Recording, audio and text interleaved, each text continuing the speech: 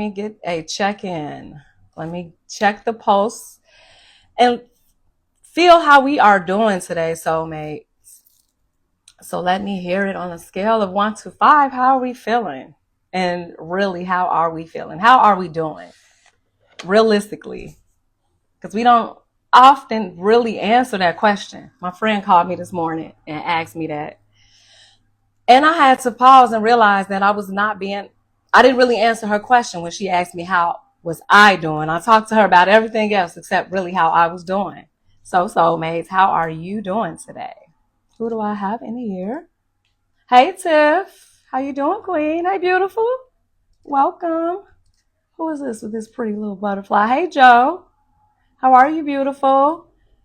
Who else do I have? Hi Nay, is it Nay? Nay? Or I think it's Nay. How are you? Thank you for joining. How are you all really doing today? How are you feeling?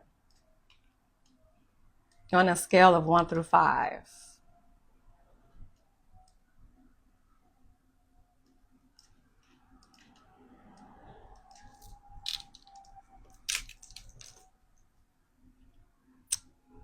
Prioritize rest today and have been successful. Good for you, Tiff. Yes.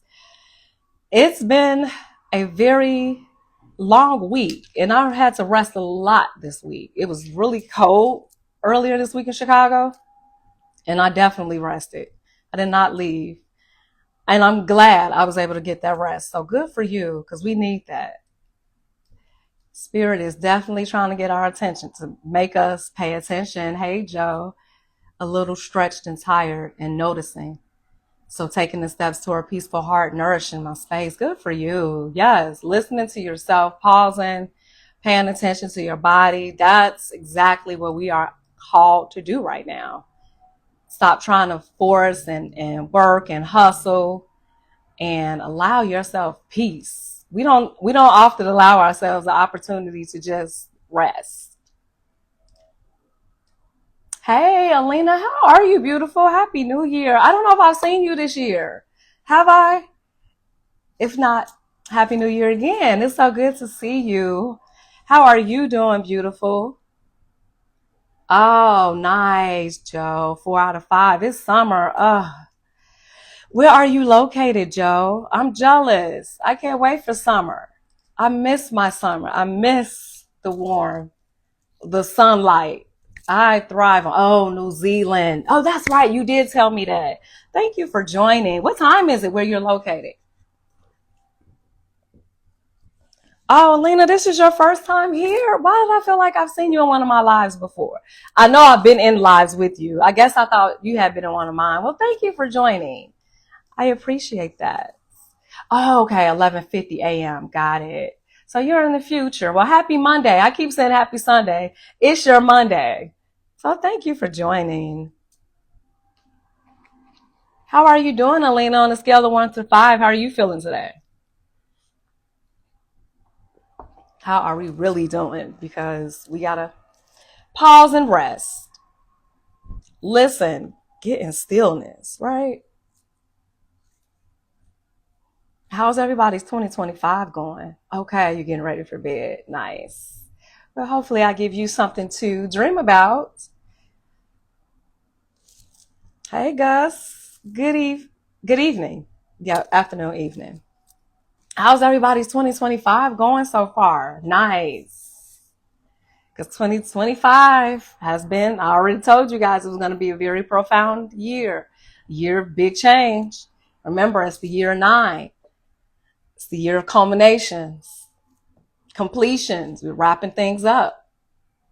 So this year is definitely going through some pivotal changes, personally as well as collectively. I think we've already seen collectively the changes that we're experiencing, which I think we knew we were going to experience it, but to what level, will remain to be seen. It's the time now to practice patience as the energies start to shift and evolve. Sometimes in ways that are destabilizing. Like I said, we've already seen some shifts already in less than a week of our new administration. A little destabilizing to say the least already. But even as these situations seem discouraging, they can quickly transform us, actually reveal new opportunities for clarity, opportunities for growth, really. Because this year carries a rhythm of 2 steps back before moving forward. How many of us feel like you keep taking 1 step forward, 2 steps backwards in your life? I feel like lately, the last 6 months, that's how it's been feeling for me. Again, it's happening for us. This is just a natural process of recalibration that is teaching us essentially to trust the unfolding, allowing everything to happen, trusting the process. Tiff says, I'm preparing myself for what's to come. I'm very disappointed in the changes to come, but I won't let this kill me physically, mentally, or any other way. I'm building my spiritual and emotional armor. Good for you, Queen. I love it. Absolutely. You will not allow it to kill you.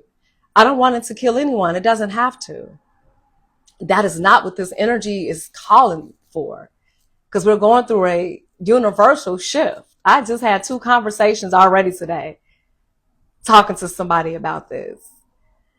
And this year especially is calling for a collective recalibration. But just as society is recalibrating, each of us is also invited to do the same within ourselves. Like Tiff said, building up your spiritual and emotional armor. This is a time for us to release any old patterns and step into a more aligned version of us. Remember, it's about being in alignment, in flow with the universe, not resisting, not fighting it. This is bringing me to actually why I wanted to have today's conversation about the ego death. Because that's what it's essentially, that's what it is, right? Is letting go of the walls that keep us from stepping into our higher selves. And maybe you don't even realize that that's what it is. I think a lot of us are not even sure exactly what stops them or what's holding them from stepping into the higher version of themselves. Are you perhaps standing in your own way? And let's be honest, soulmates, we can be our own worst enemy. Are we not? We think we protect ourselves if we hold on to pride, if we hold on to control, or even fear. But what we're really doing is just building walls, and they're keeping us stuck. And I have to be honest, again, I know because I've lived this. I had the ego death experience at the end of 2024. I shared it on New Year's Eve because I realized that I was stuck in an old version of me. I knew that wasn't me. So why am I still holding on to this? Let her go. It's time for you to evolve. I had to face this on truth because I thought as long as I kept certain walls up, that I wouldn't allow certain things or experiences to happen. But you miss out on the good things if you keep trying to block out the bad things. And I thought because I was doing this, I was going to keep myself safe. But that was just my ego again. That was my ego talking out of fear. It was essentially isolating me from love, from peace, and the freedom that I desperately was looking for, that I finally found. And that's what we're here to talk about today, the ego death. And it's not about losing yourself. It's just about releasing, again, the false parts of yourself that are rooted in fear and control. It's about breaking free from any of those beliefs or those habits or any defenses that no longer serve you so that you can step into the highest, best possible version of yourself. And maybe you felt like if you held on to control, because everybody wants to control the outcome. We live in a world of instant gratification, especially because we're afraid of being vulnerable. Or maybe your ego convinces you that if you ask for help, you're weak. I got to ask all my kings. I want to ask you guys real quick. How many of you, if you were struggling right now financially, if you didn't have any money, would you tell somebody, or would you just keep it to yourself? Would you be honest? Would you ask for support? Or would you hide behind your ego? And let's be honest, it's not easy for us to always ask for help. The ego keeps us in deference mode during a time when progressive action is necessary. Exactly. Absolutely. And it's not just men, because I know women, we have a hard time asking for help too. I know I did. When I was going through my darkest moments, I still refused to ask for help. In fact, I became even more isolated. Now I'm in victim mode, essentially. Now I'm playing victim because now I just assume that I know what these people are going to give me and what they're not going to do for me. And I didn't even give them a chance because I didn't even open up my mouth to ask for help. See what I mean? We can be our own worst enemy. Adjust this. Tiff says, I'm preparing myself for what's to come. I'm very disappointed in the changes to come. Oh, right. I read that already. You said, I'm starting to do a deeper dive into my ego. It's very interesting to see how much of it plays a role. And it does. And it's okay to have some ego because that's just, who we are. That's human nature. But it's when the ego gets in the way of us actually living and enjoying and loving and experiencing the whole human experience.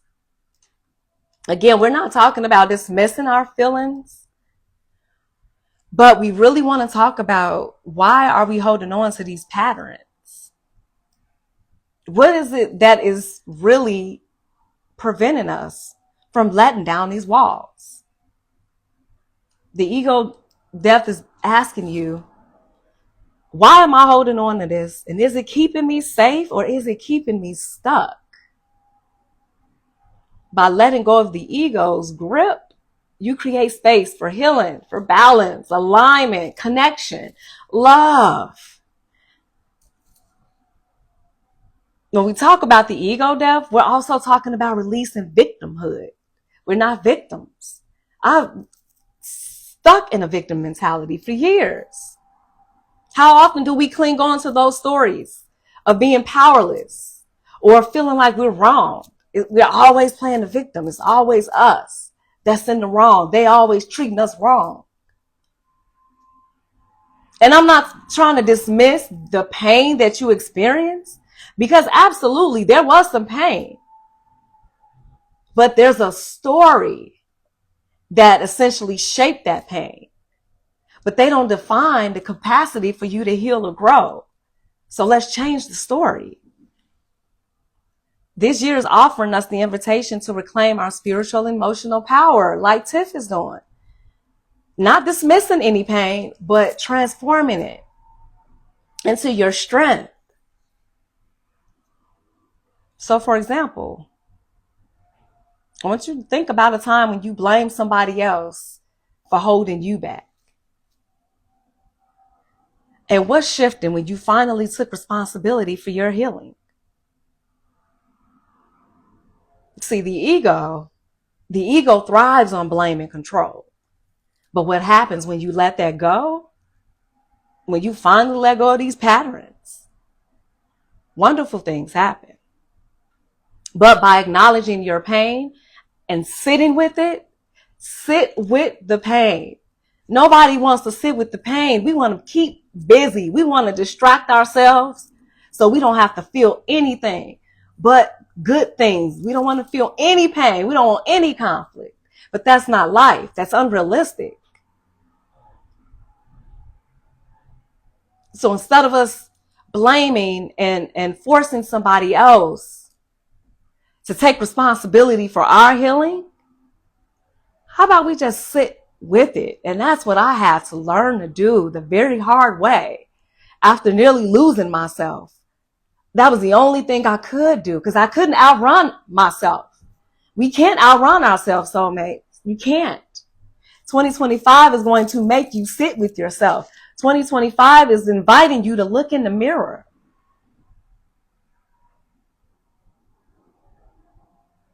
This process is not about denying what you've been through, but about turning your experiences into a source of wisdom and empowerment. You become free. You're liberated.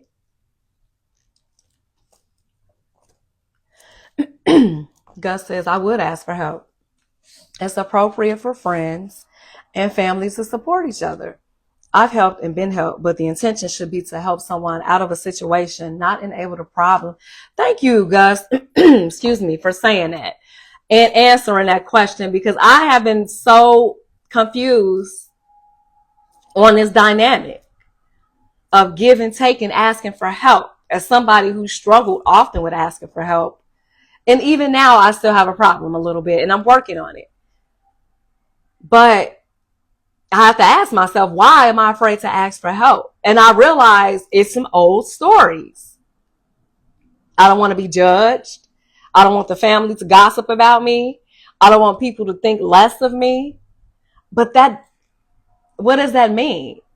Everybody needs help. It does not make you good, bad, nor indifferent. People need people. We all need help. That is why we're here. That is why we have hearts that beat, blood in our veins. That's the joy of the human experience.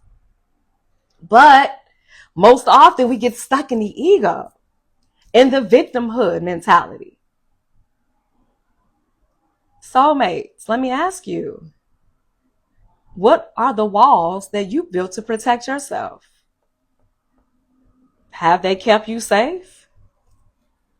Or are they really keeping you stuck? Be honest. And if you feel free to share it in the chat, I would love to know. And if not, just sit with it. No pressure. Hey, Laura Sage. Hey, Mark. Good evening. Poppy the plug. Hey, how you doing, soulmates? Who else do I have here on Insight Timer?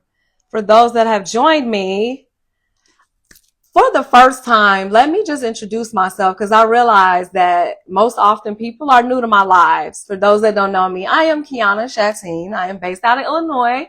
Hey, Michelle. And I am a spiritual healer, former HR employee, lover of souls, suicide survivor, empowerment leader, educator, and guide, to say the least. And I am here to enlighten the collective, to help us all elevate into a higher version of ourselves, to elevate our vibe so that we can be in alignment. I'm here to guide you through your spiritual and emotional transformation because that is what we're going through this year. Whether you know it or not, but you are going through it. So embrace this process. Allow me to help you through this process. As someone who's had to go through this the very, very hard way, my mission is to save as many lives as possible because the shifts that we are going to experience this year are going to be destabilizing, like I said in the beginning, emotionally destabilizing, physically destabilizing, financially destabilizing. And if you can't face your demons and see your ego and put your ego to the side, remove the fear and embrace love, then you're going to have a hard time going through this shift. And I don't want anyone to have any type of mental or emotional meltdowns. I don't want anybody to go through what I went through 6 years ago. I don't want anybody to get remotely close to what I went through 6 years ago. So my mission is to save lives, to balance the divine masculine energy within us, within our households, and within the collective, to balance the love with the giving, the compassion, with the action, with the doing. That's what I'm here to do. I'm here to show us a new way of loving and living. We see what's happening. We don't have to accept it. And I'm making it my mission to make sure that I educate each soul that needs it to see that they have everything in them that they need to transform their lives, transform their relationships, transform their jobs, their livelihood, their connections, transform whatever it is that needs to be transformed in order for you to get in alignment and to live freely, liberated, just the way you were meant to be. So that's who I am in a nutshell for those that don't know me. Hey, Kate, welcome. Hello, Melissa. So let me just go back to the ego for a moment. Because again, I think we have this misconception on what the ego is. We know all the songs. Everybody know Beyonce's. I love his big ego. No, no, I don't. I don't love his big ego. I love if he's balanced with his ego and he can tap into his love instead of his ego. But I don't love a big ego because the ego is the part of us that defines who we think we are. It's shaped by our experiences. Hey, Byron, how you doing, King? It's good to see you. It's the part that keeps us stuck in our stories that we've been told about love, about worth, about safety. So while the ego can help us navigate our life, it often just operates out of, again, fear, a place of fear, pride, control. Again, things that we think we have to do, these walls that we create because we're afraid of change. We're afraid of what would happen if we let the walls down. It tells you not be vulnerable. It's dangerous. Or hold on to control. Hold on to the grudge. Always be mad at them. Keep trying to control them. Keep manipulating them. Or you'll lose everything. If they don't love you how you want them to love you, then you punish them. If they don't give you their body, then you punish them. If they don't do it the way you want them to do it, then you punish them. And that is just the way the world has functioned from day one. And I'm saying I'm tired of it. That's the ego. That's the fear. Internally, it's our ego. But it's the exact thing that the powers that be, that's what they're pulling the strings. That's how they're controlling us. They're pulling on our ego. They're playing with the ego. The ego's thriving on the fear that they're creating. But again, you got to let those walls down.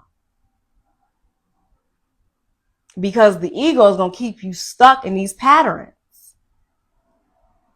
They're going to prevent you from being able to heal, to actually grow and connect and love, and to experience life unlike anything you've ever experienced or felt before. But in order to make this possible, you got to let that ego go. You got to say salute to the ego. When I say ego death, I mean it's the process of letting go of all those false beliefs and start reclaiming the truth of who you really are. Be free, be balanced, be connected to your purpose. Don't you know we all have a purpose in this world, soulmates? All of our souls have a purpose. They signed up to live in this life that we're living in. So let us connect with our souls and actually live in our soul's purpose, like I get to do. My soul, I'm finally back home with who I truly am. And I'm not worried about corporate America telling me what I got to wear and telling me what I got to do and telling me who I got to fire and telling me what I got to do. I get to be free to say I'm going to work directly with the masses in the way I've always wanted to, from my heart, not from my head, not because you're telling me to, not because I'm afraid of being me. I don't have to be me here. I can be me in the world where I'm more appreciated. Have you ever noticed how hard it is for you to say I'm sorry?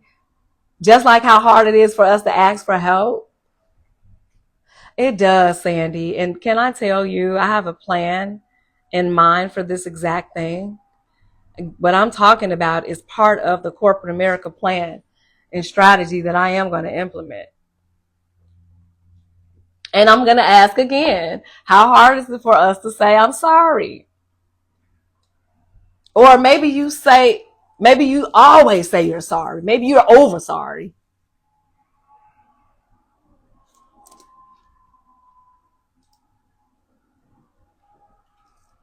We're being called now to reassess what we tolerate.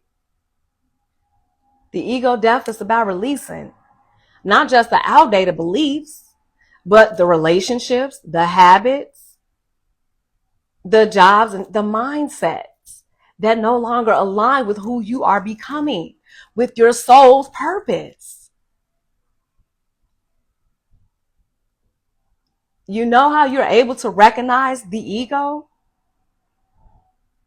When it's in this shadow state, it shows up in subtle ways.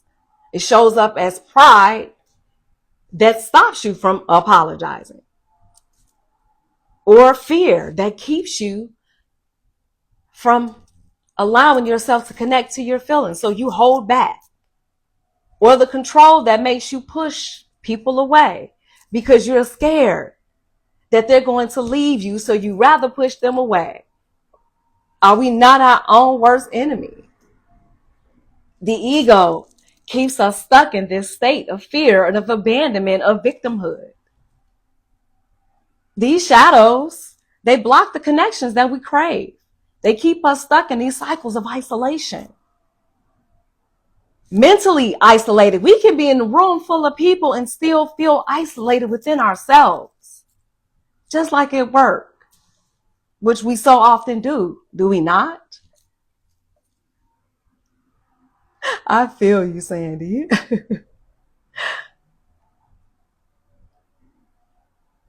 So by recognizing these shadows, the ego, we can take the first step toward actually creating healing spaces for ourselves, for others.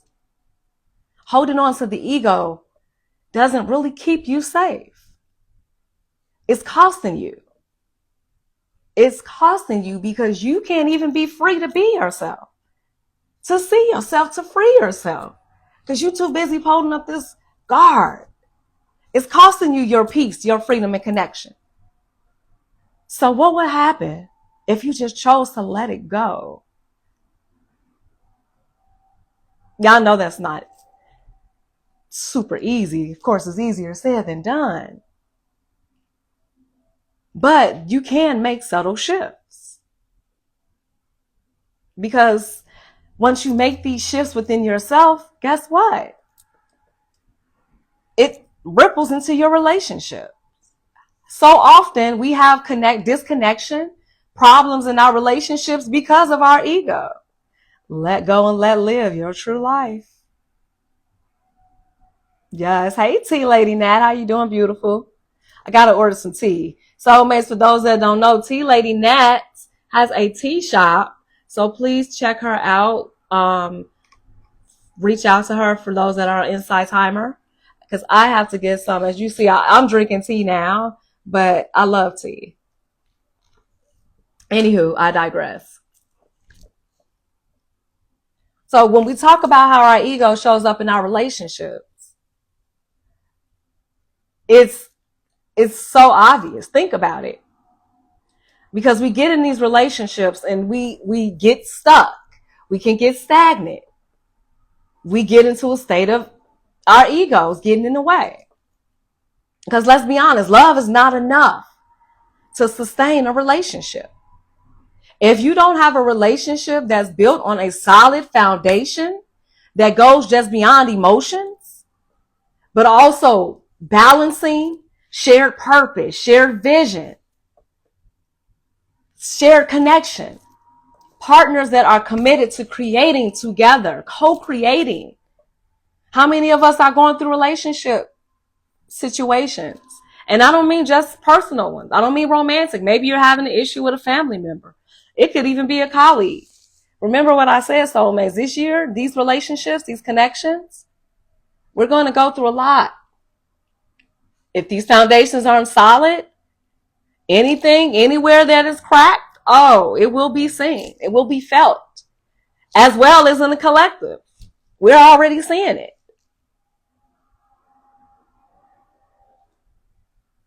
What does your relationships mean to you, soulmates? Melissa says yes. We all are going through some relationship shifts. I was talking to a colleague of mine earlier today. And she was telling me about a situation with her and a relative, a sister, and how they don't communicate anymore because of money as a result of their mom transitioning. How many of us have family members that fall out over money after somebody dies? It baffles me to death how that can happen. But it's because of a ego thing. It's the fear of something that happened obviously from their past.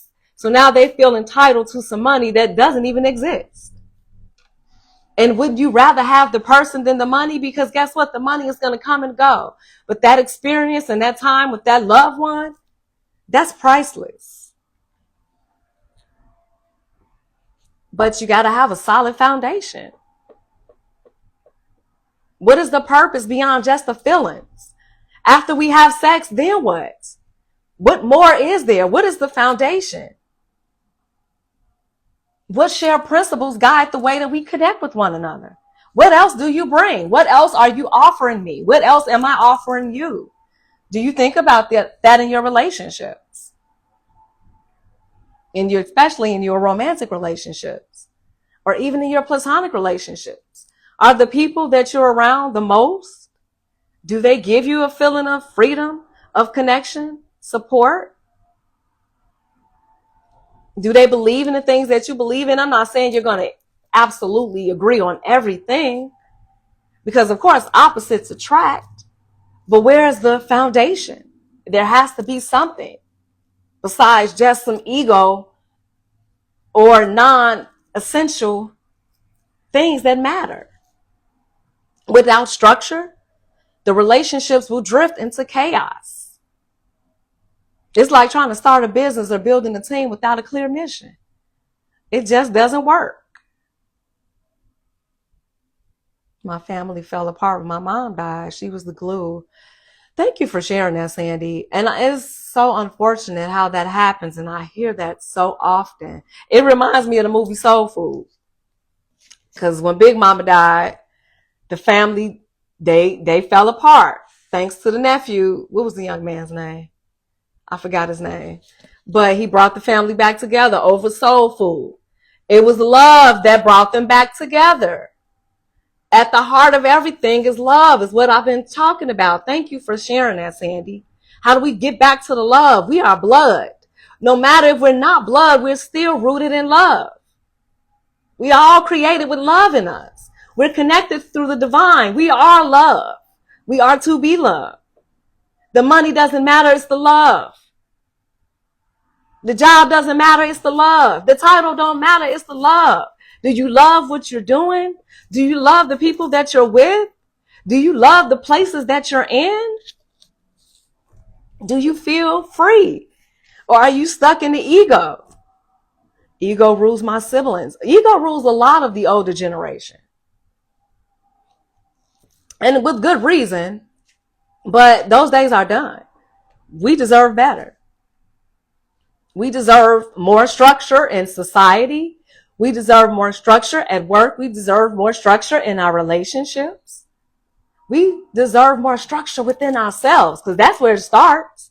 We can't get it out there until we find it within us. What's the purpose of the relationship with yourself? What's the purpose of the relationship that you're in? Are they built on clear values?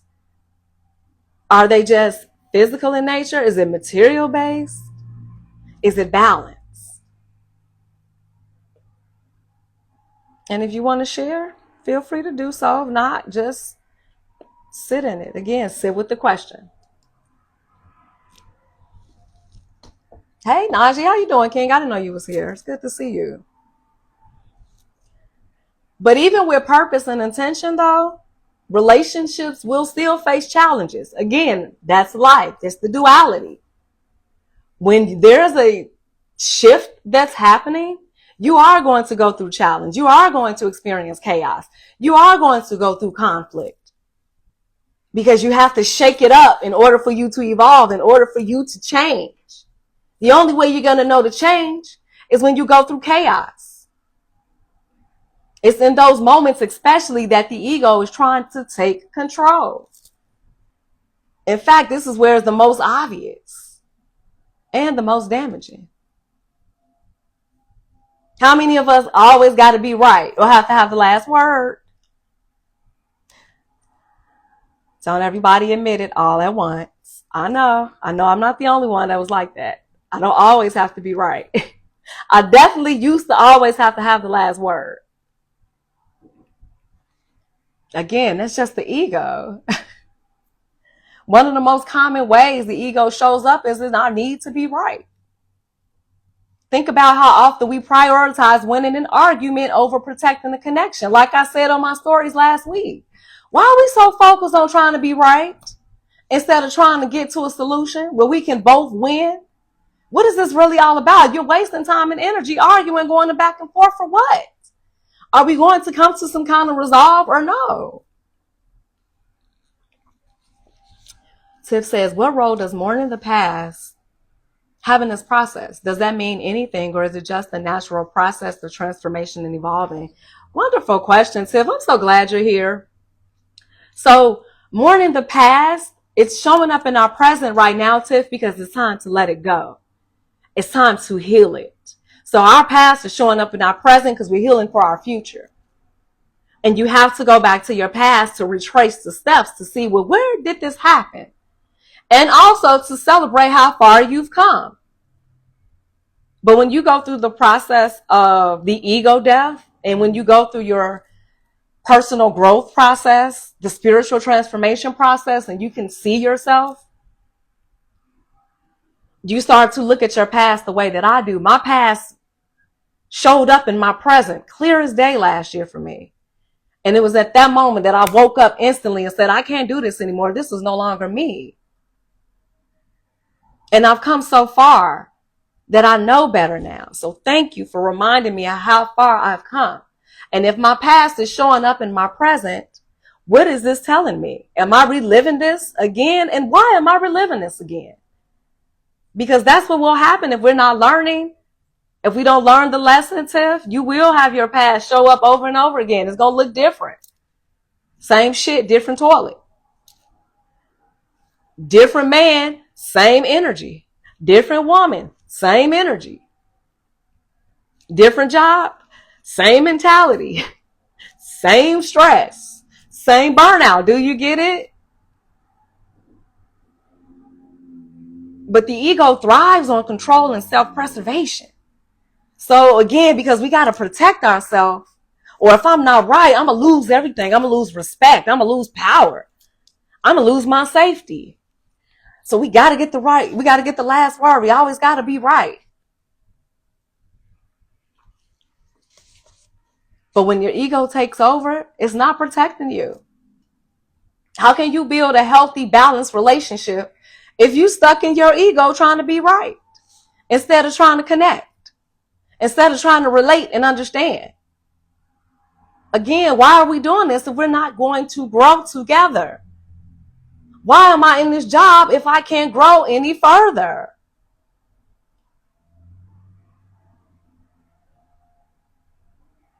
When the ego takes over, it can damage your own self-worth, your own self-esteem, because it can keep you in a place of fear, a lack of self-love, a feeling of you don't deserve it. Or it can be super big where you don't even allow anybody in because you push everybody and everything away because you're afraid, again, of being abandoned, of it being taken away from you. So let me just push it away now. I'm a self-sabotage. I'm my own worst enemy. I'm going to block this blessing because I can't be wrong. I can't show them who I really am. They're going to hurt me. They're going to do something. They're going to take advantage. Let me stay over here and isolate myself.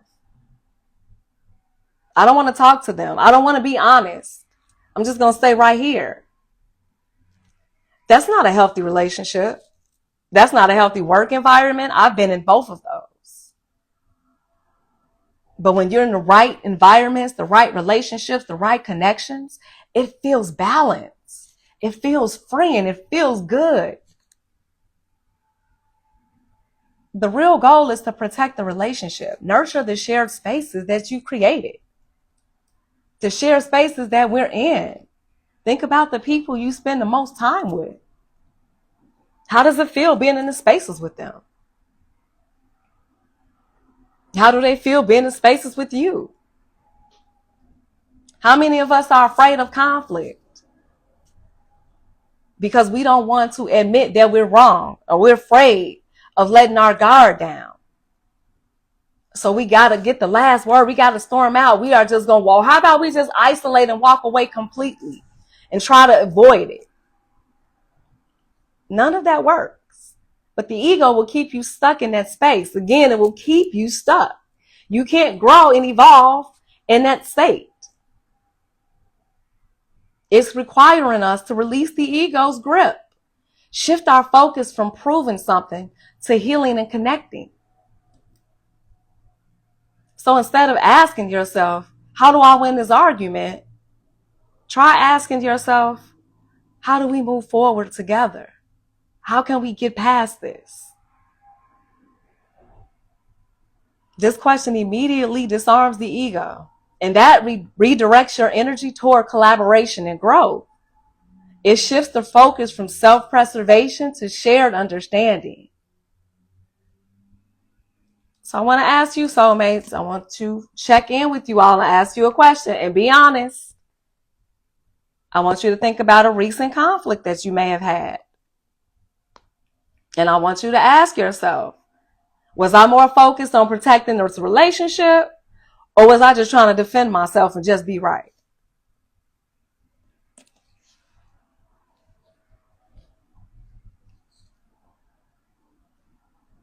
It's okay, I'll wait. Let's be honest. How might my ego have influenced my behavior in that moment?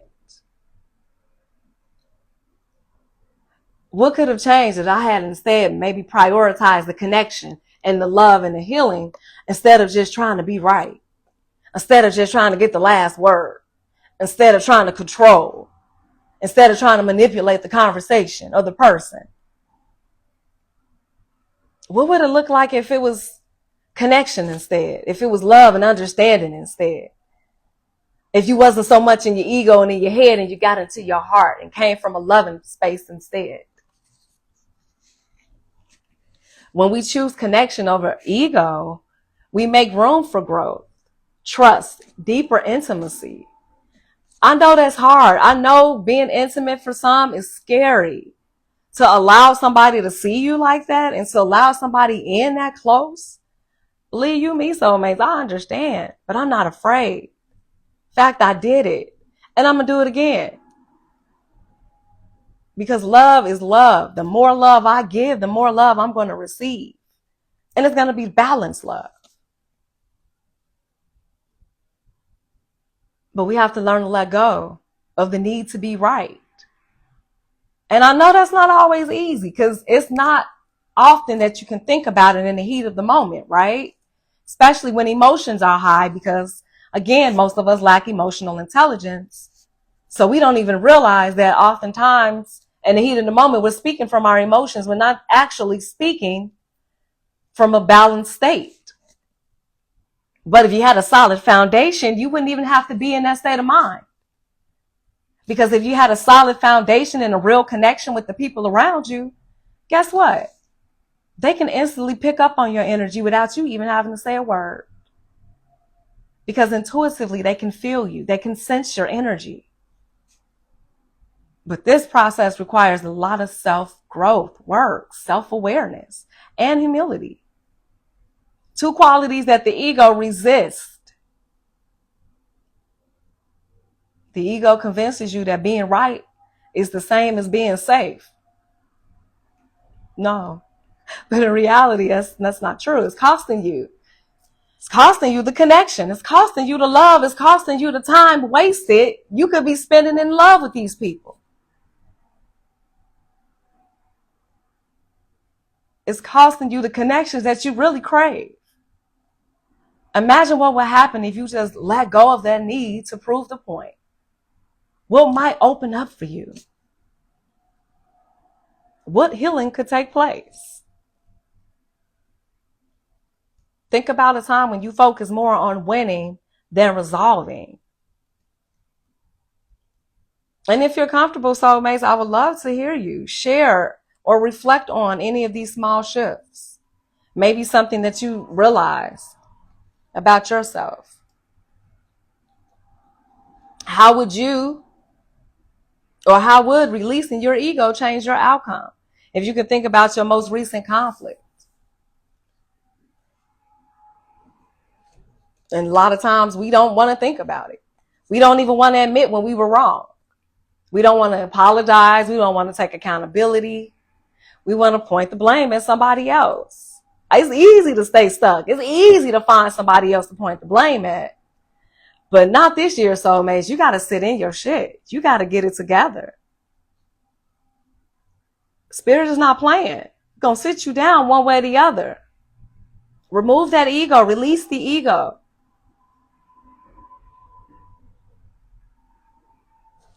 Thank you, Just Self-Care. I appreciate you, King, for joining.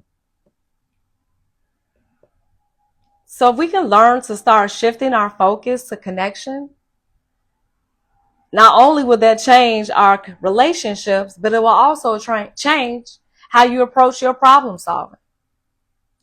Sometimes healing requires simply just letting go, forgiving, and inviting alignment back into that space. How freeing and wonderful is it to have more healthy, positive energy versus the dark, heavy, negative energy? But when conflict arises, again, in the heat of the moment, the ego is absolutely going to speak, because you're going to go to a fight or flight mode. Again, this is why self-awareness is key. Because see, the ego is going to convince you to focus on all the flaws or the mistakes in another person instead of addressing the real issue. But the ego death is inviting you to see conflict as an opportunity to work together. We don't have to run from conflict.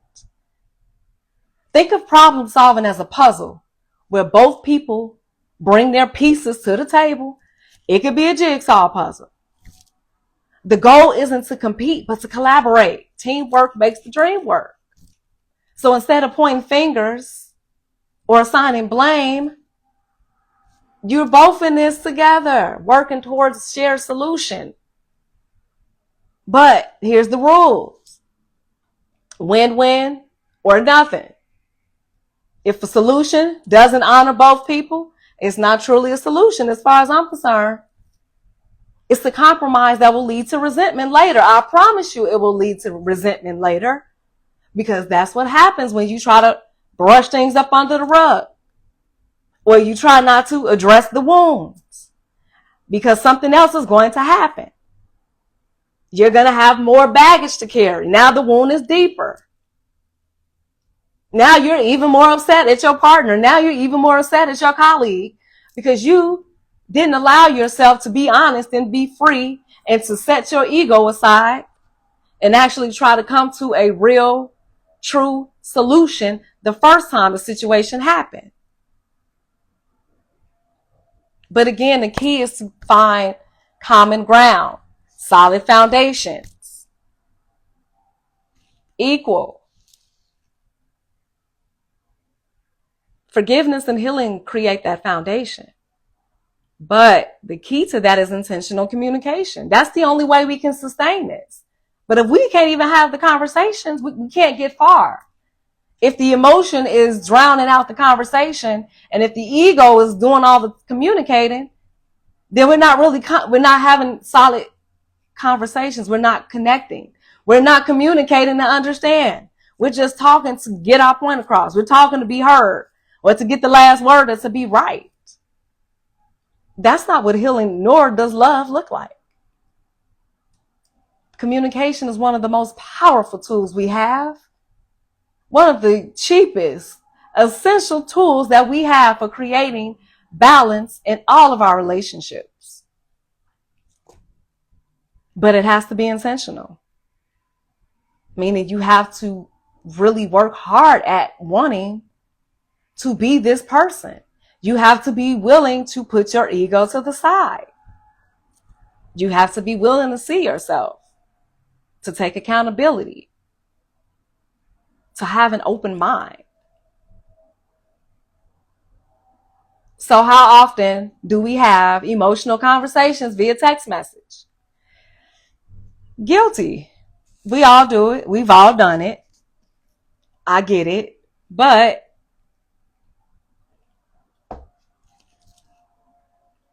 that's avoiding. Or how often do we email, or are we multitasking or driving on the phone? Again, I know we all have done it. But these methods can easily lead to misunderstandings and tension, especially in our relationships. And so often now we don't prioritize face-to-face connection. We don't prioritize present communication, but we can. Because even if we can't physically sit down and have an eye-to-eye conversation, we got plenty of technology. You got plenty of FaceTime. You're having an eye-to-eye conversation with me right now. That's the way for you to create a safe space where both people or all people can truly feel seen and heard. This so small but so very powerful shift helps us build trust and connection while dismantling the ego-driven habits that create distance and misunderstandings. Because when you're in your ego, you can't hear what the other person is saying. Jamie says, it's amazing to me how many people view an apology as an admission of guilt. Someone can apologize for their role in an argument without giving in on their views. Powerful. Thank you, Jamie, for sharing that. Because apologizing is not a sign of weakness. In fact, it takes a real leader or real boss to say, yes, I apologize. I was wrong. I can face my shit. I can take accountability. And I can learn and grow from it.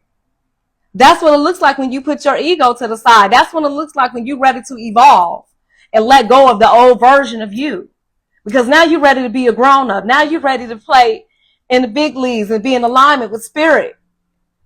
Now you're ready to elevate your consciousness.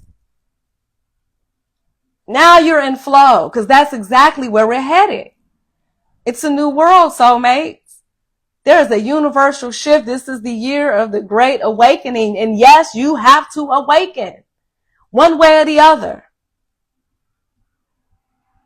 And yes, you are going to be tested in your relationships. So learn how to put that ego to the side. Start having conversations. Start building trust and connection. Dismantle the ego. Because this is only creating more distance and more misunderstandings. And I don't care, you can be in a house with somebody and still totally disconnected and distant from them. I've lived it. True story. But who wants to be in that space? It's not a good space to be in. Having conversations creates more connection. If you can learn how to have the conversation in a balanced, non-emotional, grounded way. But that means you have to be that individual first.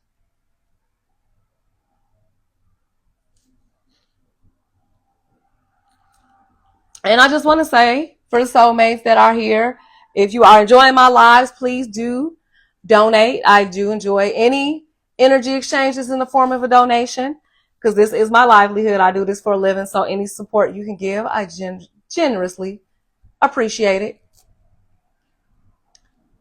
So I want to go back to communication,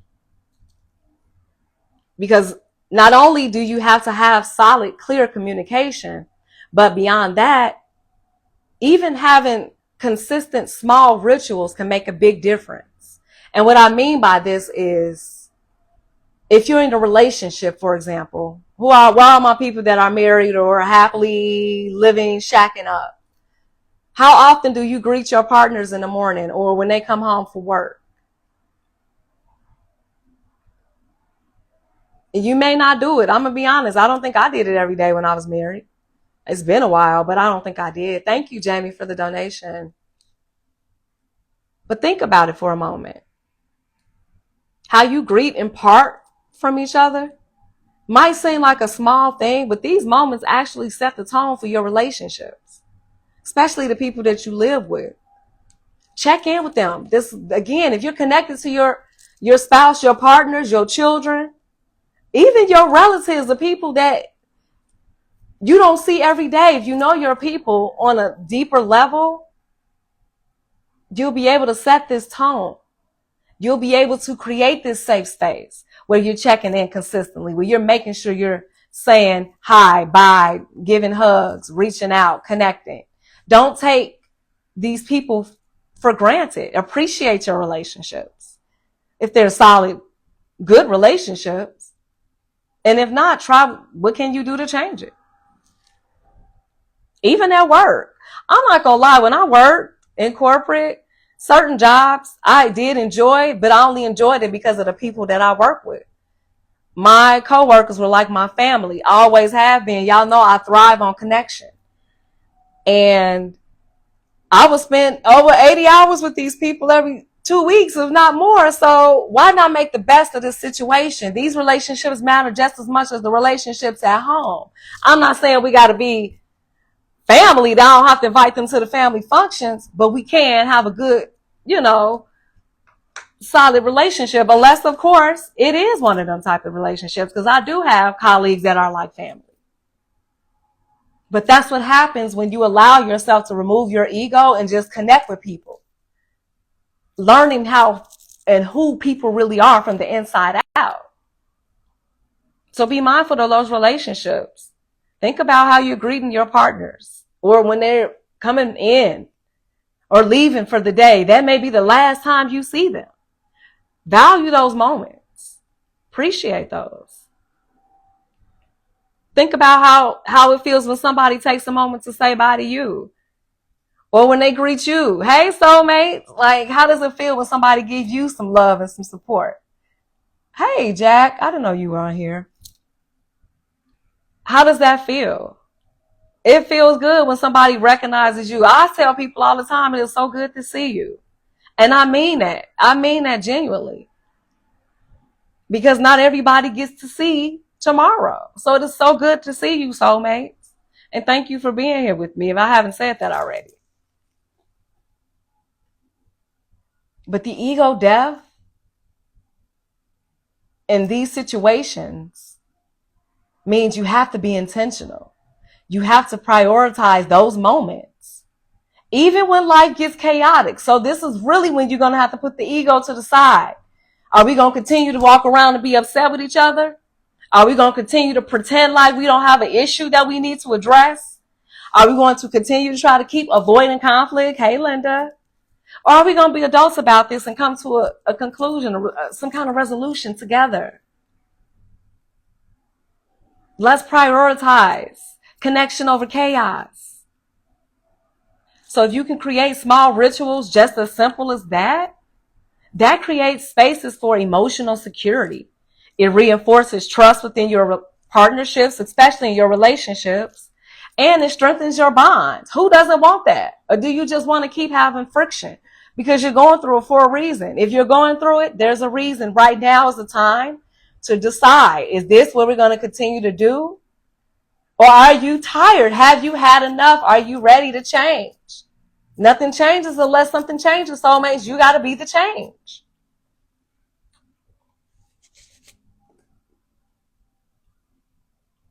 By releasing any of these ego-driven patterns, for example, like blame, we actually open the door to healing. I want to share with you all the Ho'oponopono prayer. I could never say this at first, but this is a powerful prayer. And actually, I was doing this time last year when I was rekindling with my ex, and he and I were going through rebuilding our bond and trying to understand what happened. Why did we even separate? Because it didn't make sense. But the prayer is so simple, and I used it, he used it, we meditated with it, but it's a very powerful tool, because what it does is it allows you and it allows the partners to release what no longer serves. So it paves the way for more connection, more balance and more alignment. And it's a Hawaiian prayer, ancient Hawaiian practice. And it's simple as I'm sorry, meaning you're acknowledging harm or disconnection. Please forgive me. An act of humility and accountability. Thank you. Expressing gratitude for the opportunity to heal. And I love you, which reaffirms connection and trust. I'm sorry. Please forgive me. Thank you. I love you. It's just that simple. Feel that for a minute, soulmates. I just want you to sit with that. And if you want to say it out loud wherever you are, I can't hear you. But if you want to say it with me, I encourage you to do so. But just close your eyes and think about maybe somebody you're in conflict with right now. Or somebody you've been avoiding, having conflict with. Or somebody you're holding a grudge with. And just think about saying it. I'm sorry. Please forgive me. Thank you. I love you. How does it feel to say that? And truly say it and feel it. Feel the words. The ego takes no space in this place, in this state of mind. In order for you to get to that profound state of peace, to be able to say something as simple as 4 lines, and to get to a place of groundedness and connection, do you know how powerful of a bond you have with somebody to be able to move forward like that in that moment? To be able to ground yourself in that moment, to get back to yourself in that moment? Because the person that you're essentially talking to is yourself. You're starting by acknowledging yourself, I'm sorry. You're asking yourself for forgiveness. You're expressing gratitude to yourself. Thank you. And most importantly, you're telling yourself, I love you. How often do we tell ourselves, I love you, and truly say it and feel it? Think about a moment when you hurt yourself or maybe somebody else and you were to say those words.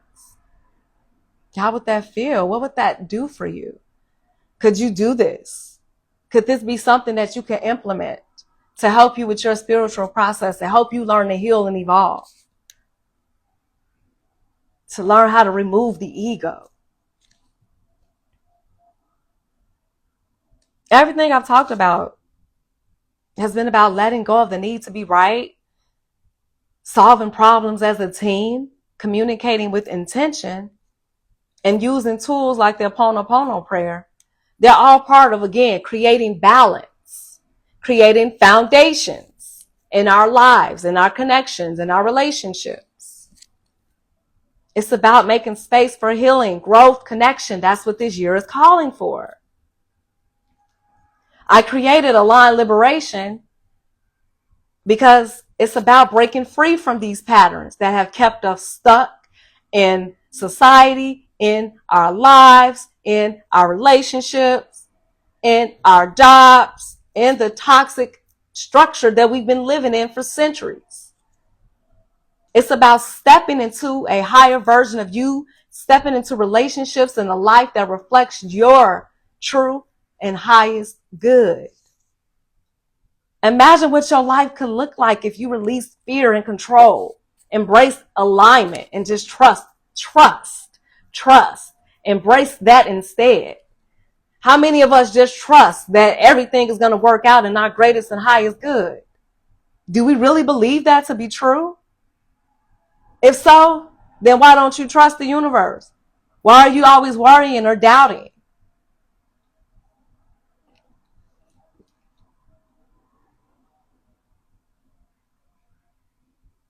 This principle reminds me of the statement, as above, so below,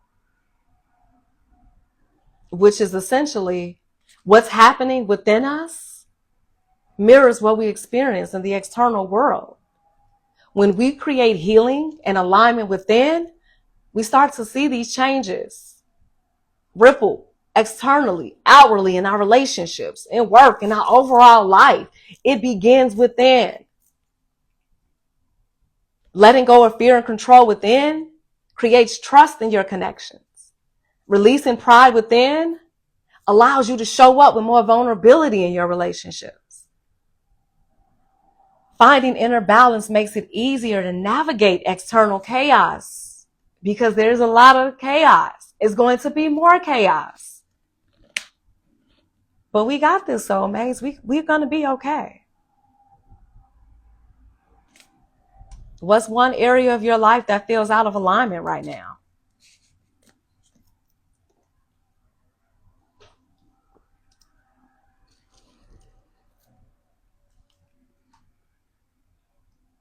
How many of us are feeling destabilized at the moment, feeling out of alignment somewhere? I know for many people in California, they're way out of alignment. Their whole world's just shifted, evolved in a blink of an eye. This is what I've been trying to get us to see, is that life is going to change in so many profound ways, unlike anything we've seen before. So why not find that inner balance within? So when life starts to get destabilizing, we still are okay within. We still have that inner balance. So we're going to be okay. We're going to be able to survive the external chaos because it's about to be chaos. We've already seen it. Where in your life right now do you feel out of alignment? And how might healing your inner world shift your external reality? Yes, Peter, the whole world is out of alignment. Working on inner balance, like you said. Congratulations, King. Keep going. The inner balancing process is a powerful tool and it's ongoing. The more you do it, the more you get at it, the more it evolves, and the more you're able to go with the flow. You trust the process. And every day you may not always find that inner balance, but if you found it, you can get it back.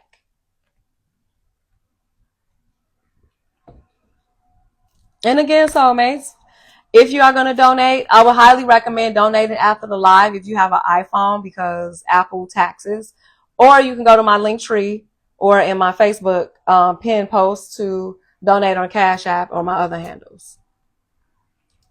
Focusing on what I can manage, which is myself, my actions, my feelings. Yes, Peter, that's all you can do. You just have to start with you, and everything else will unfold as it should. But not only is this about, again, healing our relationships, this is about transforming the way we experience life itself. Like you stated, Peter, focusing on you. Because when you start to release the ego's grip, you step into a flow state where love, connection, opportunities come naturally. You attract. When we learn how to release fear, pride, and control through ego death, the ripple effect extends far beyond us. Absolutely. Because you radiate, you're glowing, you're magnetic. So it's going to flow into your relationships, into the connections, into the places that you gravitate, that you radiate. It's going to transform your relationships. It's going to transform how we lead in our communities and how we align with our higher purpose. What happens when you stop reaching out of fear and start responding with love and alignment? How does my healing create space for others to heal alongside me?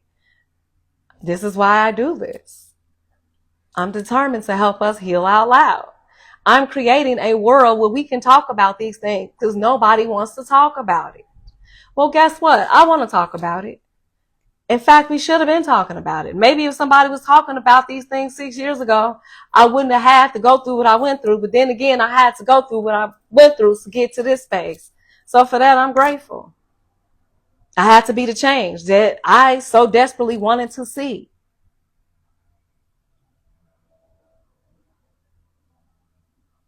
That's what it feels like. That's what it looks like. When I chose to let my ego die, I found more self-love, more love for my soulmates, more love for the collective.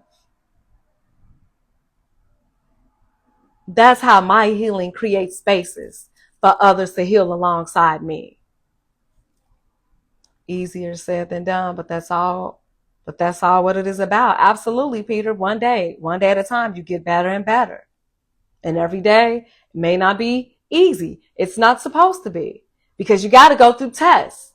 Because at some point you can't stay stagnant. Once you've mastered it, oh, the universe best believe you're going to get some more tests, because Spirit thinks that you're ready. Spirit knows that you're ready. Spirit is trying to get you to see it's time to grow and glow. It's time to heal. When the chaos shows up, sit with it. Understand it. What is it trying to show you? Don't let the ego keep you from you. You got to find you. You got to go through it. I'm here to guide you through it, but you got to go through it. Ego death allows us to break any cycles of inner turmoil, that external chaos, by aligning our internal state with the external reality that we wish to create.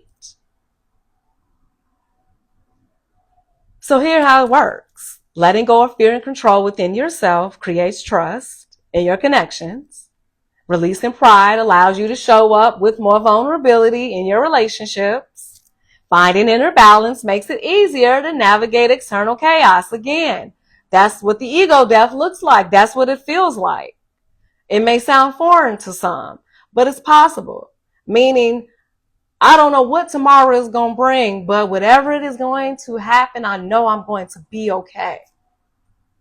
And I may not like what the day will bring, but I pray that the next day I'm able to see it, and it brings a better day. The sun will eventually come back out.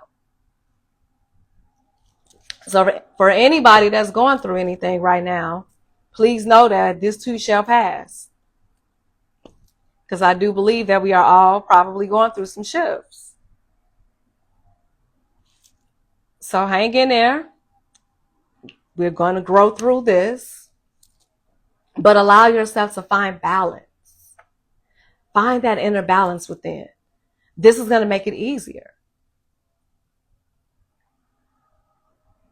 The principle as above and so below reminds us that the work we do within is always reflected outward. Healing the shadows of the ego isn't just an internal process. It transforms the world around us. Because when we create alignment within, we begin to see this on the collective level. At work. Think about the moments where your inner turmoil may have led to external chaoses in your relationships. How many of us gone through some drastic breakups or separations, or maybe our jobs ended, or maybe we're experiencing it now, or maybe we lost people that were close to us. Maybe we're going through profound grief and loss.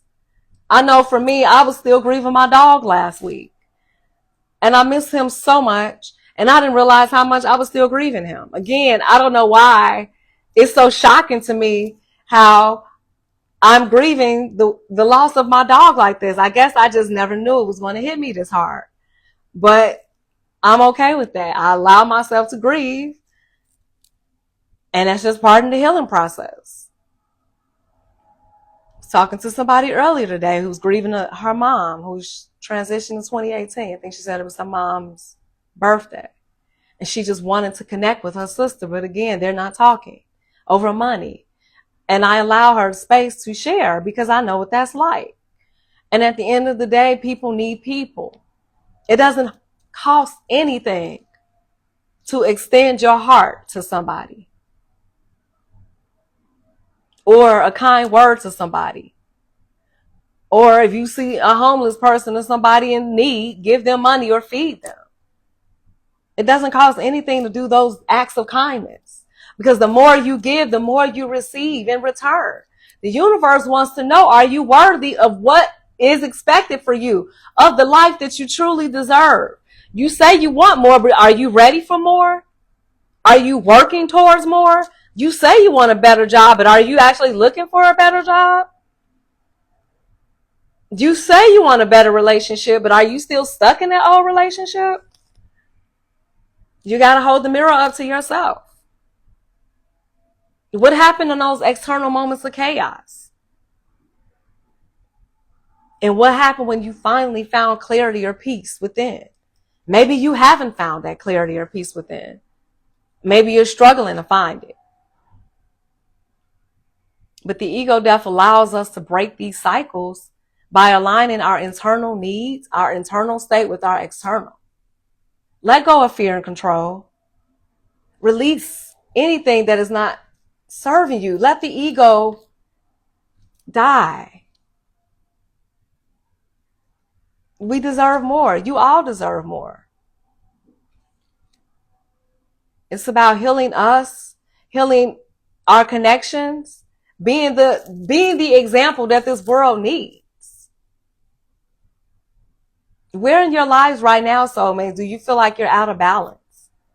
Where in your life is your internal world not reflecting in your external?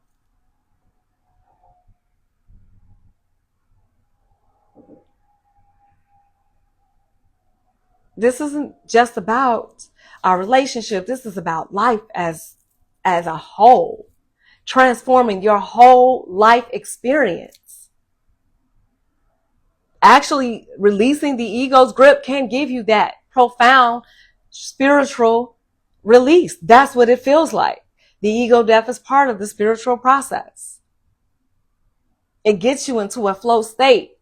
You step into alignment. And guess what? This year, soulmates, in order for us to manifest, because we believe in manifestation, we all manifest, we all play a lottery, or we all try to pray for something. But in order for you to manifest what you really want, you're going to have to heal. That is going to be the key to manifestation in 2025. You're going to have to learn how to step into a flow state where love, connection, and opportunities come naturally. They just attract. Again, you become magnetic.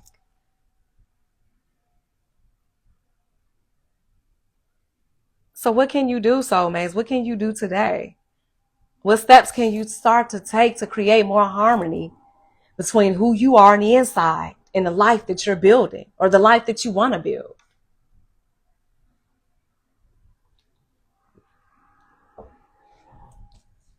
And I know what I'm saying may sound really abstract because it's never been done before. However, it's possible.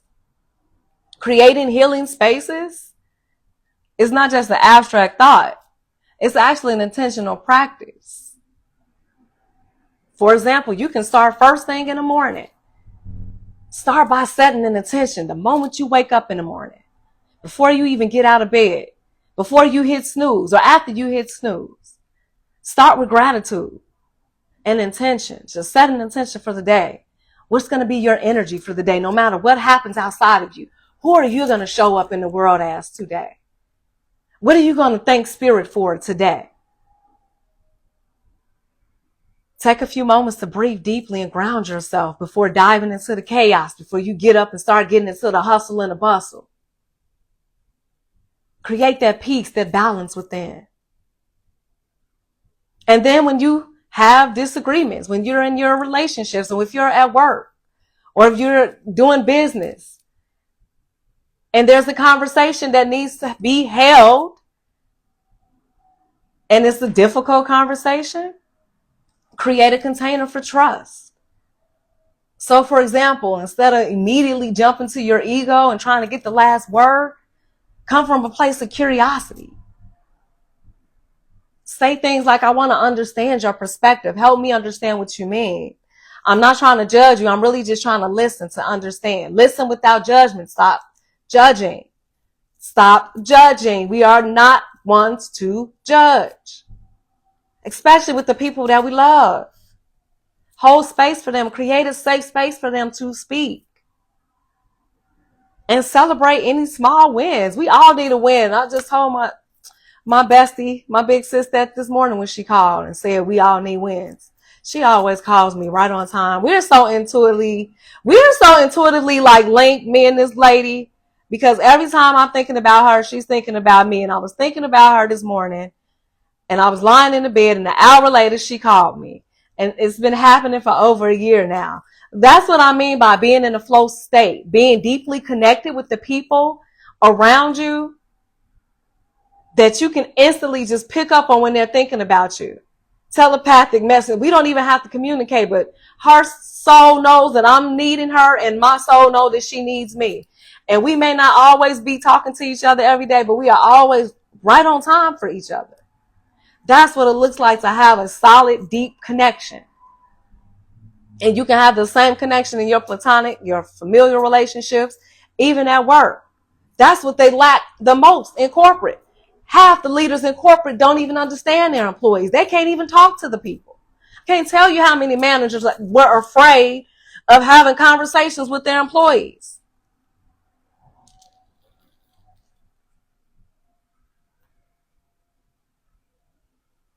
So when we learn how to release the ego, learn how to put our fear, learn how to put the fear of judgment to the side, or the fear of somebody else's approval to the side, or the pride in trying to be right or getting the last word, again, put that to the side, or the control through the ego death process. That's a change, a profound change that extends far beyond just you. Because when you show up better in your relationships, when you show up better at work, it can't be missed. People are going to naturally be drawn to it because they want that positive energy. They need to feel more of this. Do we not need more love, connection? Now more than ever, more safer spaces. We need more of that. We can't continue to pretend like we're okay when we're not okay. Or to feel isolated or afraid of asking for help because of our ego. Or trying to control the way somebody is loving us or treating us because of our ego. But what we can do is set a boundary. And if they overstep it, then we move forward. But at least we allowed ourselves to have that connection. And you set that tone, and we try to build this foundation. But what if we can create it? What if there can be a happy medium? What if we can both learn to put our egos to the side? How can we transform our relationships? It hurts me to see that two Black women who are sisters are no longer talking to each other. And as I'm talking to my colleague earlier, I knew it wasn't by accident that she called me, because she actually called me to fill in for her to work. But I couldn't because I had a date with my soulmates. But I said, I'm here to talk. I would love to help you. And she explained to me. She has one big sister. Her younger sister died. Her parents transitioned. I know what that feels like, to feel alone and isolated, except she has a big sister who is shutting her out. Now, I don't know what that feels like, but I do recall wishing I had a big sister when I lost my mother at 16. So I can hold space for this woman. Because for one thing, she and I work together, have been, and I love her energy. We get along well. So, of course, I'm going to hold space for her, but it doesn't matter. I'm the kind of person. I can hold space because I understand we are all healing and going through things. That's what it looks like when you put your ego to the side. You can intuitively pick up on things. You can be emotionally intelligent enough to know that your employees are burned out, or to know when your spouse is unhappy or burned out, or to know when your children are not really okay. You become more aware, self-aware, but your intuition, it improves, it blossoms, it grows. And yes, men have intuition too. Let's dig that myth right now. Contrary to popular belief, you all have intuition too. It's just not something that you are used to. Again, a muscle that you're used to utilizing. Some women, for that matter, can't even trust their intuition. We don't know how to find it. Creating a safe place for someone to speak also gives them comfort. That is exactly what it is, Gus. That's all that it is. They need comfort. They need to heal out loud. We don't have to suffer in silence when there's people that have gone through the same things. And had I not asked her that simple question, God only knows where she would be right now, because an hour later, by the time we were done, she felt so much better. She was laughing and she was ready to get to work. And for me, my job for the day is done. So if today was my last day here on earth, I would be at peace. Because at least I know I saved somebody's life today. I saved her soul. Because being in that sunken place, wanting somebody that is not emotionally available or physically available, that is the most painful thing to ever experience. Hello there, Miss Sonia. Hey, beautiful. Thank you for joining. So I just realized what stars are. So thank you for the stars. So yes, going back to the ego death, that's what it looks like when you set your ego and your pride to the side and you start to listen to your heart and your soul. And you stop coming from the ego space. Stop coming from a fear mentality, because we live in a fear-based world as it is. Let's be the opposite of that. I'm tired of that. And they're going to continue to try to do that to us. But we don't have to tolerate it. Not if you're finding that balance and that peace within. Not if you can find that balance and peace at home. Because if you're not finding that in the spaces that you're in, then remove yourself from them spaces, from them relationships. Align with what's meant for you. The only way you can get there is healing. By being vulnerable, putting your ego, putting your pride to the side, putting your fear to the side, telling the people that you love that I need help, or I'm not okay, or whatever the case may be. Ask for help. Be honest. Have the difficult conversations. Soulmates liberation is a choice. Everything I've explored today ties into the collective, as well as personal transformation. And that's what 2025 is offering us. The year of 9. The year of releasing. This is a 9 year. We start over next year at 1. Everything we're going through is time for us to release it. It's time to heal. It's time to learn. It's time to grow. It's time to evolve. No more staying stuck in our past. No more pretending that we're okay when we're not. No more trying to outrun our emotions and our shadows. That's why you got high blood pressure. That's why you're getting sick. Everybody's sick. I say, that's interesting. I haven't been sick. And I bartend every weekend. I haven't been sick. But I also have been allowing myself to rest, giving myself balance. Not every day has been easy, but physically I feel better. And also I'm working out. So it goes hand in hand, mind, body, soul, right? It's a whole process. Releasing victimhood, practicing self-love, and aligning with your dreams, they're not just acts of personal liberation. They contribute to the collective healing of humanity. You all seen my content from this week. I did a speech on Tuesday. And that was some of the content from the speech, because it's the collective consciousness. We are all evolving. Yes, soulmates, we are at a crossroads. But it's a reason why. There's a reason why. Because it's time to let go. It's time to heal. It's time to grow. Are you going to stay here? Are you ready? Do you want to be different? Do you want to be better? Do you want more? Do you want to appreciate the love and the connections? Do you want to allow people in? Do you want to be better? Do you want to change your circumstances? Do you truly want that which you deserve? When you learn to let go of fear, pride, control, you create space for something greater, something aligned with who you truly are, with who you are. I don't know how to, I wish I can describe the feeling to you, soulmate, the way I feel when I do this work, because this is who I've always been. There's something so liberating about it. It's so freeing, because I feel deeply connected, and I know that you all are not just here just to see me. You're here to receive the energy, the message, the words that I'm giving to you, because this is me pouring love into you. You're here for my love. You're here for the connection. You're here for the knowledge. You want to grow. You want to evolve. I'm proud of you. Thank you for joining me and trusting me with you.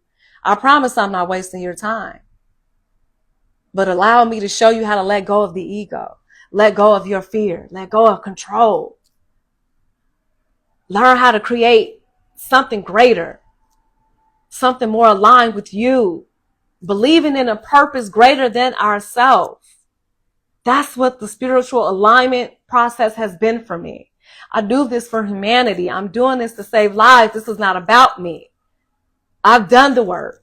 I'm here to show you how to do the work, to continue to show others how to do the work, because there's work that needs to be done. This is a year of empowerment, release, and realignment. Trust the process. Trust the process. I know it doesn't make sense. It does not make sense, but trust it anyway. Focus on your growth and know that healing creates a ripple effect. Again, the more you can heal, the more the people around you will heal, the more the connections will be. The relationships with your children change. I can't tell y'all, I can't ever talk too much about my son. I love my child. I'm so proud of the young man that he is, and I'm grateful to see the man that he is becoming. He's so grounded, so almost, I guess you could say, ahead of his years. He's an old soul, right? They always said he was, and he is, because again, his souls and the souls that came after him and the souls that are coming now, they're ready for this new world. We're the ones that need to get in alignment, because we're the ones that have been living in an outdated structure for centuries, forever. We're the ones still stuck in the Old Testament of the Bible. We're the ones still stuck in the toxic power dynamic. We're the ones still thinking that it's a man's world when it's a us world and it's a balanced world. We're the ones who still think that somebody's going to tell us how we're supposed to eat, sleep, live, and breathe. We, with our spirit, with God, with universe, with the divine, with Buddha, with Allah, with whomever you believe in, something greater than us, something bigger than us, not what is out here, something greater than all of us. That's humanity. That's all of us, the collective. Peter, it's taken me decades to accept this too. Linda, I love you. Thank you for being here. It's taken all of us decades, but look at you for accepting it. And you did the work. And there's so many people out here that don't want to do the work. They don't want to accept it. They can't even understand the concept because they don't want to change. So many people out here think I'm too old to change. No, I don't believe that to be true. That's an excuse. Because as long as you're alive, you can change. But I'm so proud of you for accepting it. Acceptance is key. Acceptance is the first step. Again, this year is about empowerment, releasing, realignment, healing, love, connection, deeper connections. Know everything we're going through right now. I was just telling Miss Sonia and my other soulmate, Keana, the other day that Mars is in retrograde in Cancer. I don't know about you, soulmates, but this past week was emotional. It was emotional for me, and I know it was emotional for quite a few of us. Now, if you recall, I told you the week before what was going to happen. This Cancer energy is making us look inward. It's making us look at our wounds. That's why our past is showing up. It's time to release. It's time to heal. How many of you are having dreams? Are you having a lot of dreams, soulmates? Have you noticed that you've been dreaming more lately? I have. I definitely have. And they've been making sense. Everything I've been dreaming about has definitely been me on a conscious level. My subconscious is so in alignment, and I'm paying attention because there's messages. I love that, Linda, and as you should, because who's going to love and hug on you better than you, Queen? I love it. Yes, Gus, you've been dreaming a lot. Pay attention to those dreams. Again, soulmate, spiritual transformation. Spirit is trying to get us to pay attention. We're not even understanding. That's intuition. We got spiritual gifts that we are not even recognizing because we don't take them into consideration. Because for one thing, we don't believe it to be true, or we think that spiritual people are woo-woo or crazy, or they witches. Well, you can call me a witch. I'm Kiki the good witch, okay? because I absolutely believe in all of it, because nothing is woo-woo about it. It's all from the divine. So when I talk about astrology, I'm telling you what I know to be true. So if you had an emotional week this week, and if you're going to have it even more, it's a reason. It's time to heal. I promise everything we heal through now, by the time June gets here, by the time Jupiter gets into Cancer, we're going to be so grateful. We're going to receive the reward, reap the benefits from all the hard work, the healing, the chaos, the turmoil, the confusion, the destabilization that we're experiencing. It'll start to get a little better around then, but you got to do the work. You got to allow yourself to feel and heal what needs to be released. You got to put your ego to the side. You got to say salute to the ego. We got to kill it. We can't keep living in a fear-based mentality.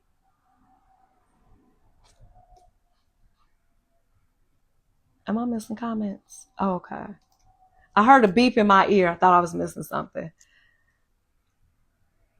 I love that. That is, yes. Any questions, soulmates? Any comments? And again, if you are enjoying my lives, please feel free to donate. I do this for a living. This is my livelihood. Absolutely. And I love sharing this space with you. And I want to leave you all with this before I wrap up. Liberation, again, is a choice. It's not always easy. And it's not always going to be comfortable. It's not going to always be comfortable. But it's going to be worth it. I promise you it's worth it. When you start to let go of the things, the beliefs, the habits, the relationships, the mindset, the things that don't serve the future you, because I've seen the future you. I've seen the future version of all of us, soulmates. That's why I'm doing this work with us now in the present, because my future self is already there. Your future self is there. We just got to catch up with them, but we got to do it now. That's what it looks like to be liberated. That's what it looks like to do the work and know that it was worth it. When you let go of that, and when you start to align with something, with who you are, that's when you start to feel the energy. That's when you become part of the flow state, in alignment. When you're able to manifest and attract that which is yours, all that you deserve. But ask yourself, who would I be today without the fear and the control and the pride if I been holding on to? What have I been holding on to so tight out of an ego state? And where would I be without it? What would I be if I was to just let all of it go instead of just holding on to it? What are we holding on to? Are we holding on to pain or love? Holding on? I'm sorry. I had to do it. Anyway. So soulmates, listen. I'm trying to help you all create this life, the life that the future you is already living, the life that you deserve, the relationships that you know you want and deserve.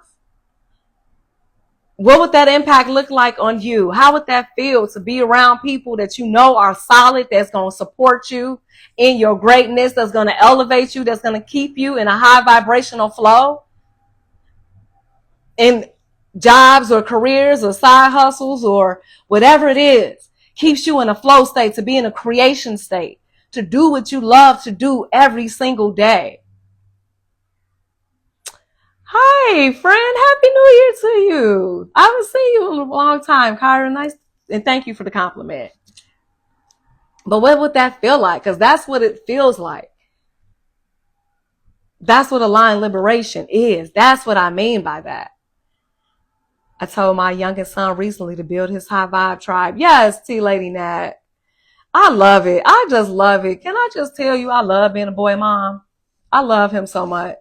And yes, my son is so, he's something. But you know, I was talking to my cousin earlier today. I'm getting off topic. But I just want to say, as I was talking to my cousin earlier, I was talking to her about aligned liberation and how I'm going to bring this into not only corporate, but also into the schools and educational systems. Because again, it's rooted in creating safety, safe spaces, where they can be free to be themselves, to be honest about how they feel without fear, to be free and liberated, to be who they are without judgment, and to have support for these children. Kids go through a lot. The teachers are going through a lot. And my son attended a Montessori school. So the curriculum was totally different, but they thrived on connection. They thrived on socialization. So I'm not surprised that my son is the way that he is. He had a hard time transitioning to high school because the curriculum and the culture was different. He didn't have that freedom. He wasn't liberated anymore. And he told me this recently. He was kind of upset about, he kind of felt like he didn't get the best education in his elementary years because he had such a hard time transitioning to high school. But I had to tell him that wasn't the issue. The issue is the way that they teach in traditional curriculum is is restricted. Everybody has to learn the same way. They can't even really focus and build that solid connection with the students. And I know the reasons why. But in Montessori, my son was able to get that. The teachers were able to be one-on-one with him. And that was an experience unlike anything other. So salute to his dad for recommending it. But I can see that difference in him.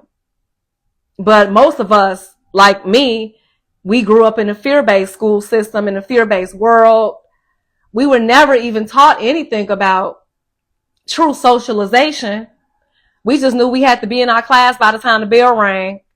And maybe we can talk here and there, or sneak and do this, that, and the other, or get permission to go to the bathroom, or so much rigidity, so many rules, just like corporate, just like society. And I'm not saying that we got to be wild apes out here in these streets, but what I'm saying is allow me to be who I want to be. I'm not going to hurt anybody, but I also don't want anybody telling me what I should and shouldn't be doing, or who I should and shouldn't be based on somebody else's standards. And neither should you, soulmates. That's what aligned liberation is about. It's about all of us living in a safe world where I can be me. Students can be free without fear, without retaliation, without bullying. Teachers can allow their students the spaces to be who they are without judging them, without making them feel bad. Teachers can actually speak up and tell how they truly feel in the workspace. It's workspace, period. It's so uncomfortable, and it just hurts me to see the way that employees are treated. And I'm not going to allow this to continue. I just don't want the world to be this way. I need people to realize that we are worth more than what the status quo has been giving us. Thank you, Kyron, for all the emojis. My children didn't go to Montessori, but they went to a small private Christian school with so they experienced that solid connection. And Montessori was very lenient. They allowed my son to learn at his own pace. Probably a little too lenient. I think some of the teachers got a little too lenient, but he was able to learn at his own pace, and he was able to see where his strengths were, where his gifts were. My son is great at science. I've never seen such a thing. I'm so proud of him. He's like an honors chemistry something, and he's getting A's. And I'm like, how did you get that? I couldn't stand science. And as far as I know, your daddy wasn't good at science, but I'm proud. I love that. That's powerful because he cultivated that going to Montessori. I had no idea what I wanted to do with my life when I was in high school. I thought I wanted to do psychology in college. I didn't have that freedom and flexibility to truly understand who I was. And most of us didn't. It just was the world that we grew up in. And again, I'm changing the world. We have to. It's a universal shift. The world is already changing. Let's just get in line, soulmates. And if you're ready to break free from all of these patterns that have been holding you back, if you're ready to create this new you, living in this new world, if you're tired of holding back, step into this life that you deserve, I invite you all to join my Align Liberation Challenge. It actually starts February 1st. And it's a free challenge, 30-day, no, because February only got 28 days. 28-day challenge just to introduce you to what Align Liberation will look like for you. So I'm inviting you all to join in. If you want to, you can send me a message on Inside Timer. You can DM me on Facebook, Instagram, either way. But this is your opportunity to actually start to create those relationships. Create the life that you deserve. Create with intention. Create emotional freedom. Align with your higher self, your future self. Get the life that you deserve. Let go of all the past. Stop going through the rabbit wheel, just running in circles, going through the same thing. Same shit, different toilet, going through the same motions. That's not freedom. That's not liberation. So if you want to join my challenge, like I said, DM liberation, or just send me a message. And also, if you're not following me on Inside Timer Soulmates, please feel free to do so. You can also follow me outside of this on my other handles. Follow me on my YouTube, Soulmates. I need everybody to go follow me on YouTube. I think I have it in my, I do. I have it in my link tree. Please go follow me on YouTube. Thank you. And I will be going live again on Tuesday. I'm going to talk about Saturn return, because there's things going on in our lives, again, related to the energy that we may not be very aware of. Okay, Nat, thank you for telling me that. I don't go on LinkedIn as often, but I am going to start to go back on there. So I will log in and accept your invite. Thank you. Any questions, any comments, Soulmates? Again, feel free to reach out. I do have a live coming up on Tuesday. Then I have one on the following Monday, February 3rd, to talk about soul contracts and karmic lessons and the people who change our lives forever.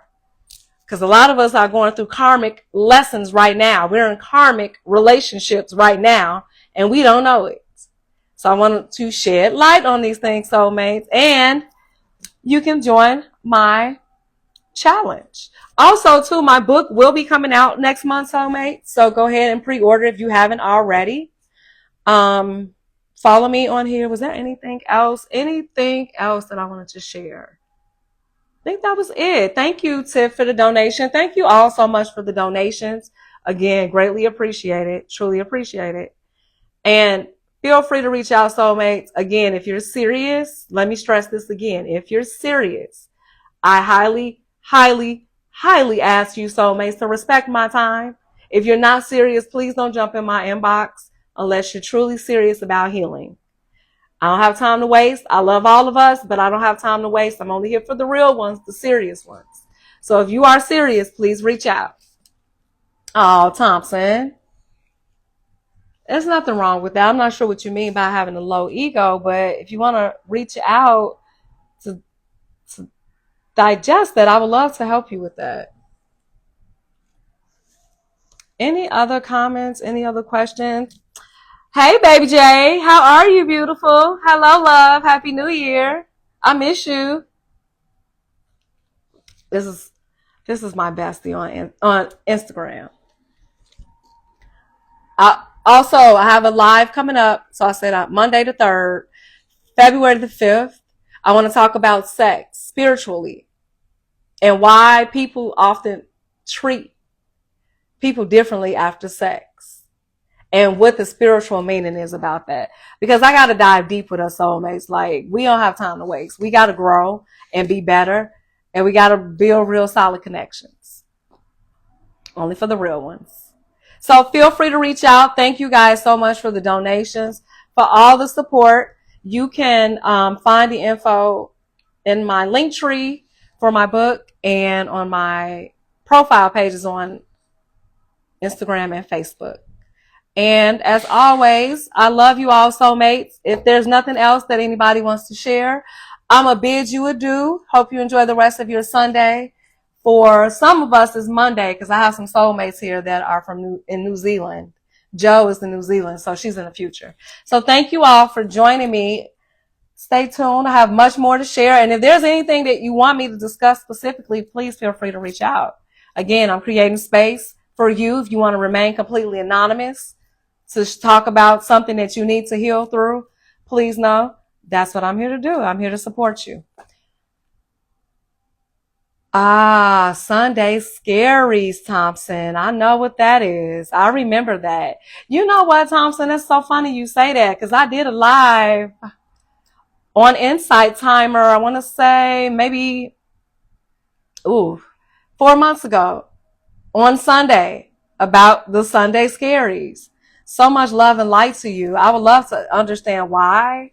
Why do you get the Sunday scaries? What is it about Monday that you're feeling fearful about? Because I know that feeling.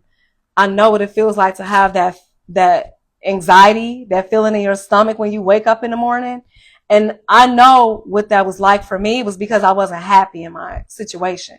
I wasn't happy in the spaces that I was in. I didn't like the jobs. I didn't like the people. I didn't like where I was at.